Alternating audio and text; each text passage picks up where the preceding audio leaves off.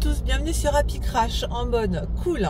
J'ai même pas les mains sur le volant puisque je suis dans les embouteillages. Donc j'ai au moins 4 km de bouchons. Alors donc c'est une petite opportunité là, j'ai une petite fenêtre de tir pour vous parler sans trop de bruit. Je pense que vous ne devez pas trop entendre le moteur. Et je voulais très rapidement vous parler. Alors c'est un peu présomptueux de parler de liberté d'expression, mais en fait je vais faire référence au fameux article qui vient d'être voté à l'Assemblée sur le fait de ne plus pouvoir critiquer. Alors honnêtement, j'ai pas eu le temps de voir complètement là les nouveaux détails, mais si j'ai bien compris, donc on ne pourra plus critiquer un traitement. On ne pourra évidemment pas, mais ça je pense que c'était déjà interdit avant, essayer d'encourager quelqu'un à arrêter son traitement allopathique pour des médecines parallèles. Mais ça me paraît normal. Mais ensuite, c'est de quelle manière on va interpréter ce que vous faites. C'est-à-dire, moi, si je fais un tweet en vous disant je suis en train de jeûner, j'étais malade, je suis en train de jeûner, je vais beaucoup mieux, est-ce que c'est un encouragement à arrêter un traitement ? Même si derrière je ne dis pas arrêtez votre traitement et soignez-vous autrement, vous voyez en fait, et c'est le problème de ces lois iniques, c'est qu'elles sont complètement interprétables de n'importe quelle manière à partir du moment où l'esprit qui l'interprète est un esprit tordu, malveillant, avec des objectifs funestes, on va dire. Donc la liberté d'expression, c'est vraiment devenu un problème depuis particulièrement 4 ans. Ceci dit, c'est pas nouveau. J'avais entendu dans un space une fille qui avait été très lourdement condamnée pour un tweet, paraît-il, haineux ou considéré comme un tweet harcelant. Bon, j'ai pas le fond du détail, alors peut-être que c'était vrai, mais vraiment très lourde amende de plus de 150 000 € de mémoire. Et puis bon voilà, donc ça peut vous foutre une vie en l'air, ce genre de truc, parce que vous avez 150 000, 200 000 € d'amende ou de dommages et intérêts à payer, alors ça vous flingue votre vie. Donc voilà, je pense que c'est pas nouveau, mais je pense que la proportion que ça a pris ces dernières années est juste incroyable. Je pense que aucun de nous ne pouvait imaginer ça un jour, que l'on ne puisse plus s'exprimer librement, exprimer ses idées, ses pensées, et je vais presque dire exprimer sa connerie, parce que des fois on est con, des fois on réfléchit pas complètement, des fois on est un peu dans l'impulsion,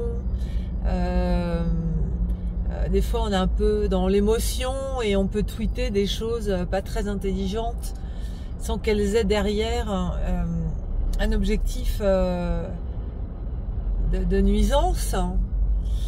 Donc c'est très compliqué, parce que on arrive à être obligé de s'autocensurer, de réfléchir à tout ce qu'on dit, et pour moi la spontanéité dans l'expression fait partie de la magie en fait, de notre de ce que peut créer la parole, de ce que peut créer la pensée. Je pense que la spontanéité est la source de la créativité, et quand on est en débat, le débat spontané pour moi est la chose la plus jouissive qui soit, quand vous êtes face à une personne ou plusieurs personnes et qu'on fait le ping-pong alors qu'on n'a pas préparé. Les idées viennent de manière complètement spontanée et se répondent de manière complètement spontanée, et qu'est-ce qu'il y a de plus beau que ça? Donc aujourd'hui, ceci n'est plus possible, et ça me fait très peur. Ça me fait très peur parce que je ne sais pas si un retour en arrière est possible, c'est-à-dire à partir du moment où vous vous êtes mis dans une configuration où vous mettez des barrières, hein, où vous êtes obligé sans cesse de réfléchir à ce que vous dites, comment vous le dire, comment tel mot peut être interprété de telle façon, etc. Est-ce que le retour à la spontanéité sera vraiment possible un jour? Je n'en suis pas sûre. Je ne sais pas si vous êtes déjà allé dans des pays qui avaient subi des dictatures, c'est-à-dire les gens avec lesquels vous étiez avaient été eux-mêmes directement, et pas une ou deux générations après, directement confrontés à la dictature. Moi, ça m'est arrivé. Bon, l'exemple le plus flagrant, c'est quand même la Corée, puisque la Corée du Sud a été très longtemps en régime dictatorial, et même quand il a cessé dans les années 80, en fait les régimes suivants étaient pas complètement des régimes libertaires, mais on voit bien que les Coréens ne sont pas dans l'expression spontanée.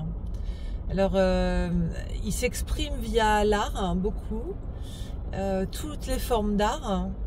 On le voit notamment dans les dramas ou dans les films coréens, où vous voyez quand même une violence, mais c'est une violence qui est l'expression de la souffrance de la dictature en réalité. Mais la spontanéité, alors oui, il y a aussi leur culture asiatique, confucianisme, etc. Mais quand même, on voit bien que ce ne sont pas des gens qui vont s'exprimer librement, faire part librement d'idées loufoques. Non, je pense que c'est vraiment...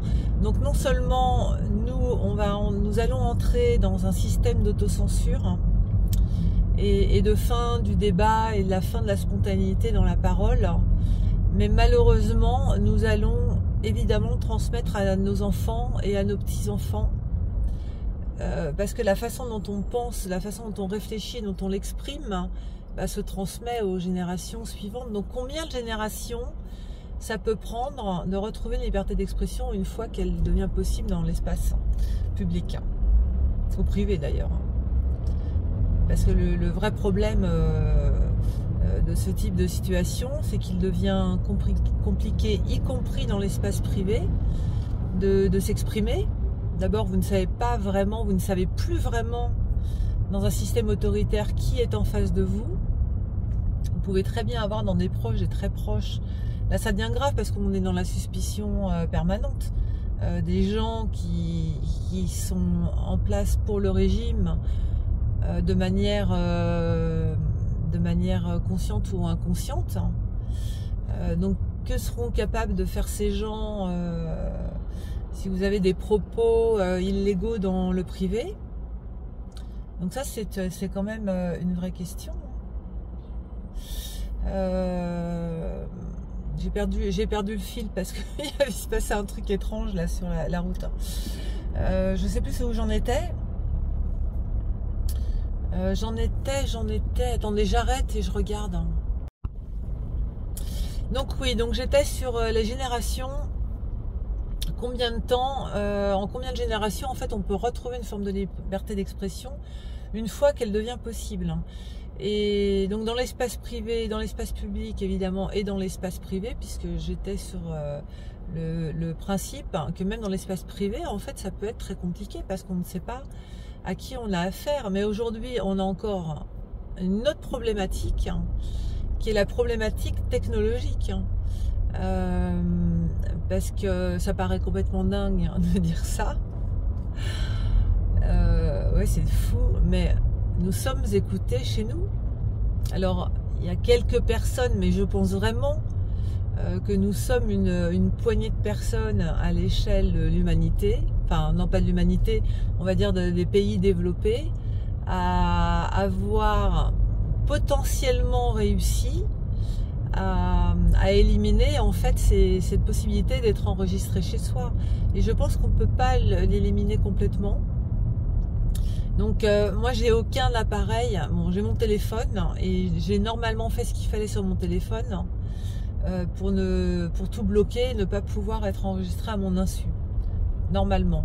Ensuite, quand on a des discussions vraiment particulière ou qu'on est à table, etc., je pense que c'est bien d'aller mettre son téléphone dans une boîte, un coffre de Faraday. Voilà. Mais il y a la box qui vous enregistre, il y a votre télé qui vous enregistre, il y a vos, vous savez, les aspirateurs là automatiques qui vous enregistrent, vos enceintes Bluetooth qui vous enregistrent. Je crois qu'il n'y a même pas besoin d'aller d'avoir Alexa, etc. Je pense qu'une simple enceinte Bluetooth peut être connectée par un tiers. Donc voilà, nous sommes entourés d'appareils dits pour notre confort, qui sont en fait nos ennemis intérieurs.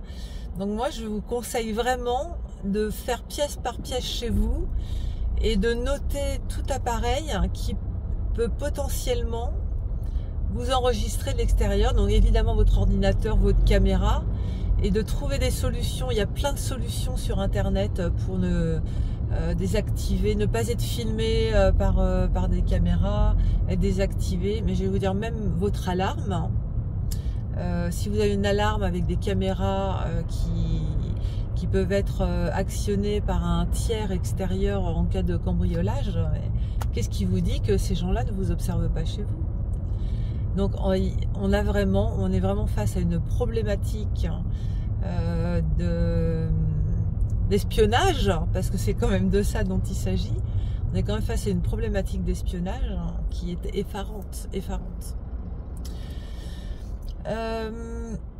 Donc voilà, bon, c'est très rapide. Je vous encourage vraiment à regarder chez vous tous les appareils qui potentiellement pourraient vous enregistrer. Et fabriquez-vous un coffre pour mettre tous vos appareils électroniques, etc. Dans les moments, puis si possible, vous mettez le plus loin de votre espace de vie, salon, table, l'endroit où vous mangez, où vous téléphonez, votre chambre, tous les endroits où potentiellement on peut avoir des discussions un peu interdites, hein, ou illégales, parce que aujourd'hui on est incapable de dire ce qui sera illégal demain. C'est ce que me disait mon fils. Bon, enfin, mon fils a 20 ans, il peut être pardonnable, hein, mais c'est ce que dit aussi ma soeur de 60 ans. Non, mais moi, j'ai rien à me reprocher. Alors déjà, moi, je trouve ça juste incroyable, parce que ça veut dire que déjà, cette génération n'a plus la mesure de ce qu'est l'intimité. Et bon, c'est pas, ma soeur est d'une autre génération, mais je vois mon fils qui me dit ça. Donc je trouve déjà cette réflexion complètement folle. Mais ce que j'ai dit à mon fils, tu n'as aucune idée de ce qui sera légal ou illégal dans une semaine, dans un mois, dans 6 mois, dans un an. Donc voilà, donc faites très attention à ce qui pourrait potentiellement vous surveiller dans votre environnement. Faites très attention à qui pourrait potentiellement vous surveiller dans votre environnement. Et ménagez-vous des espaces de liberté, achetez-vous des cahiers, achetez-vous des stylos, si vous aimez dessiner, peindre, achetez-vous, faites des stocks, non pas de nourriture, ou plutôt et aussi de nourriture, mais faites des stocks de tout ce qui pourrait être un moyen d'expression intime, hein, pour conserver cette liberté-là d'écrire. Faites des stocks de livres, hein. Parce que aujourd'hui, je me demande même si on va pas être, ça va pas être punissable de lire certains livres que vous avez dans votre bibliothèque. Hein. Voilà. On arrive quand même dans un monde incroyable. On devient complètement parano. Enfin, en fait, on ne devient pas parano. Il faut que nous devenions parano. Bon voilà, je suis toujours dans les embouteillages. Je devais arriver à 14h20 et désormais c'est 14h50. Honnêtement, je suis un peu deg. Hein. Enfin, je suis deg. Et ben, on n'a pas le choix. On va le faire. Allez, tout se mérite. Hein. Parce que le bout du bout, c'est quand même mon petit coin de paradis. Hein.